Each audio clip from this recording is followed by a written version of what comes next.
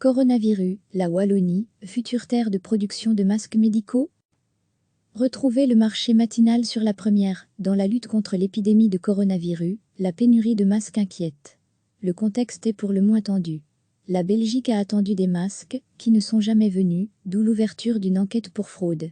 Puis la Belgique a reçu des masques de la Fondation Jack Ma, le fondateur de l'entreprise chinoise Alibaba, mais la pénurie est criante sur un marché du masque plus que brouillon. Les prix flambent, des matières premières ne sortent plus du tout, ou très peu du continent asiatique, au point que l'on fait appel à des ateliers de confection dans des prisons, pour confectionner des masques.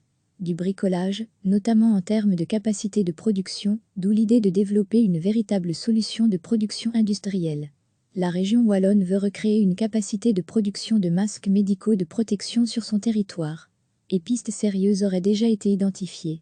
Un appel urgent à intérêt, à candidats, a été lancé en Wallonie, relayé entre autres par BioOne, le pôle de compétitivité des biotech et technologies médicales.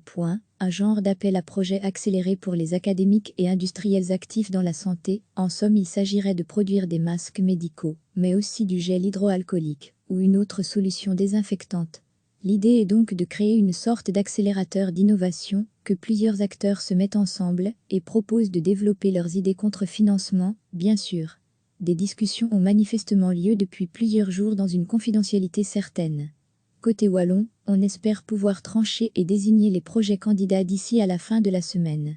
Le hic, c'est que nous n'avons pas tout ce qui est nécessaire pour ce type de production en Wallonie. Ni équipement ni matières premières.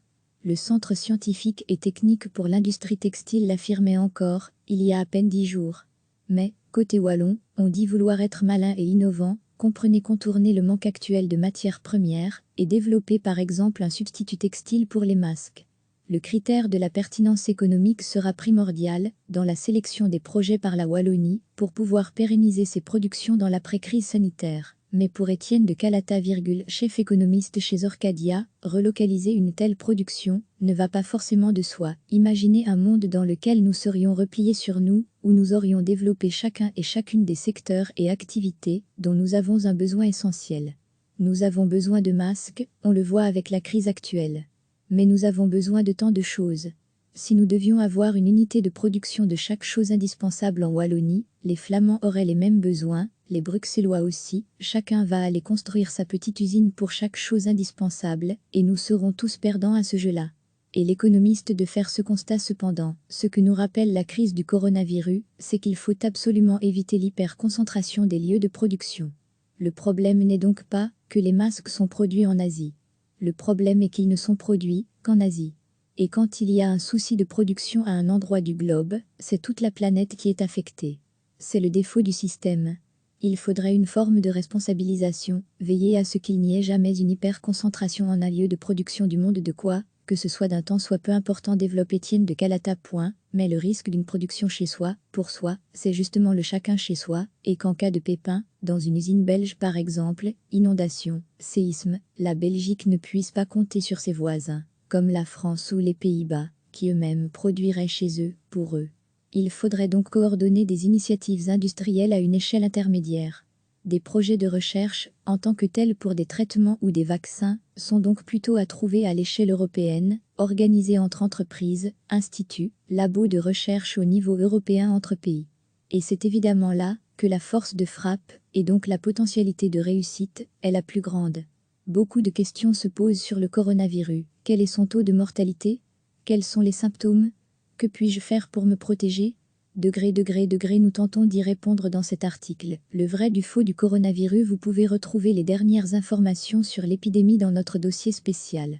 Enfin, le SPF Santé publique répond à de nombreuses questions sur son site. Recevez chaque matin l'essentiel de l'actualité. Dans la lutte contre l'épidémie de coronavirus, la pénurie de masques inquiète. Le contexte est pour le moins tendu. La Belgique a attendu des masques, qui ne sont jamais venus, d'où l'ouverture d'une enquête pour fraude. Puis la Belgique a reçu des masques de la Fondation Jack Ma, le fondateur de l'entreprise chinoise Alibaba, mais la pénurie est criante sur un marché du masque plus que brouillon. Les prix flambent, des matières premières ne sortent plus du tout, ou très peu du continent asiatique, au point que l'on fait appel à des ateliers de confection dans des prisons, pour confectionner des masques. du bricolage, notamment en termes de capacité de production, d'où l'idée de développer une véritable solution de production industrielle. La région wallonne veut recréer une capacité de production de masques médicaux de protection sur son territoire. Et pistes sérieuses auraient déjà été identifiées.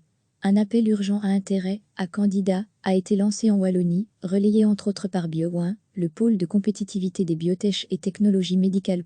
Un genre d'appel à projet accéléré pour les académiques et industriels actifs dans la santé. En somme, il s'agirait de produire des masques médicaux, mais aussi du gel hydroalcoolique, ou une autre solution désinfectante. L'idée est donc de créer une sorte d'accélérateur d'innovation, que plusieurs acteurs se mettent ensemble et proposent de développer leurs idées contre financement, bien sûr. Des discussions ont manifestement lieu depuis plusieurs jours dans une confidentialité certaine. Côté wallon, on espère pouvoir trancher et désigner les projets candidats d'ici à la fin de la semaine. Le hic, c'est que nous n'avons pas tout ce qui est nécessaire pour ce type de production en Wallonie. Ni équipement ni matières premières. Le Centre scientifique et technique pour l'industrie textile l'affirmait encore, il y a à peine 10 jours. Mais, côté wallon, on dit vouloir être malin et innovant, comprenez contourner le manque actuel de matières premières, et développer par exemple un substitut textile pour les masques. Le critère de la pertinence économique sera primordial dans la sélection des projets par la Wallonie pour pouvoir pérenniser ses productions dans l'après-crise sanitaire. Mais pour Étienne de Calata, chef économiste chez Orcadia, relocaliser une telle production ne va pas forcément de soi. Imaginez un monde dans lequel nous serions repliés sur nous, où nous aurions développé chacun et chacune des secteurs et activités dont nous avons un besoin essentiel. Nous avons besoin de masques, on le voit avec la crise actuelle. Mais nous avons besoin de tant de choses. Si nous devions avoir une unité de production de chaque chose indispensable en Wallonie, les Flamands auraient les mêmes besoins, les Bruxellois aussi, chacun va aller construire sa petite usine pour chaque chose indispensable, et nous serons tous perdants à ce jeu-là. Et l'économiste de faire ce constat cependant, ce que nous rappelle la crise du coronavirus, c'est qu'il faut absolument éviter l'hyperconcentration des lieux de production. Le problème n'est donc pas que les masques sont produits en Asie. Le problème est qu'ils ne sont produits qu'en Asie.